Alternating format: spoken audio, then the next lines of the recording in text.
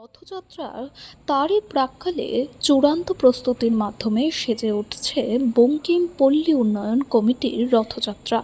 সেই রথযাত্রাকে ঘিরে সারা সোদপুরবাসীর মধ্যে উন্মাদনা থাকে একেবারে তুঙ্গে। দেখতে দেখতে ৫৯তম বর্ষে পদার্পণ করল বঙ্কিম পল্লী উন্নয়ন কমিটির রথযাত্রা।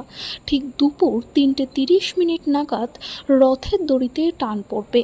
তারপরেই জগন্নাথ, বলরাম এবং সুভদ্রা তাদের মাসির বাড়ির উদ্দেশ্যে রওনা হবেন এবং প্রশাসনিক দিক থেকে কড়া নিরাপত্তা রাখা হচ্ছে যাতে কোনো দুর্ঘটনার কবলে না পড়তে হয় দর্শনার্থীদের।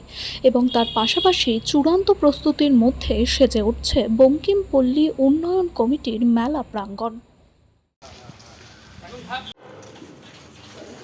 কাঠে কিচ্ছু নেই।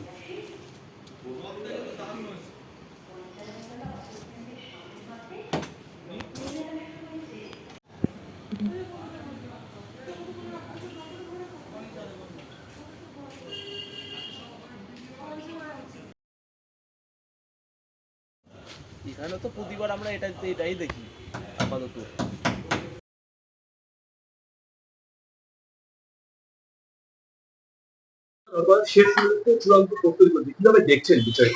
আমরা জোর কদমে চালিয়ে যাচ্ছি আমাদের শেষ পর্বের প্রস্তুতি পর্ব। আমাদের মোটামুটি প্রায় সব শেষ, সামান্য ফিনিশিং টাচ চলছে এখন। বঙ্কিমপল্লীর উন্নয়ন কমিটির পক্ষ থেকে এটা আমাদের ৫৯তম বর্ষ, তো অনেক বছরের ঐতিহ্য আমরা চালিয়ে যাচ্ছি। আরো সুন্দর করে পরবর্তী সময় যেন করতে পারি সেই চেষ্টাই চালাচ্ছি। একদম জোরদার। আমাদের সঙ্গে ফায়ার ব্রিগেড, পুলিশ প্রশাসন যথেষ্টভাবে সহযোগিতা করছেন এবং আমাদের এখানে প্রশাসন মোতায়েন থাকেন, তারা যথেষ্টভাবে সিকিউর করেন আমাদের। মাসির বাড়ির উদ্দেশ্যে রওনা হওয়ার সময় হচ্ছে আমাদের ৩:৩০।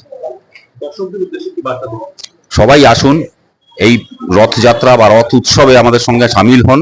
বঙ্কিমপল্লী সোদপুর বঙ্কিমপল্লী উন্নয়ন কমিটি আপনাদের সকলকে সাদরে আমন্ত্রণ জানায়। আমার নাম দেবব্রত মজুমদার, আমি সোদপুর বঙ্কিমপল্লী উন্নয়ন কমিটির সম্পাদক। উত্তর ২৪ পরগনার পানিহাটি থেকে রোহিত রায়ের রিপোর্ট, প্রথম আলোর বার্তার পর্দায়।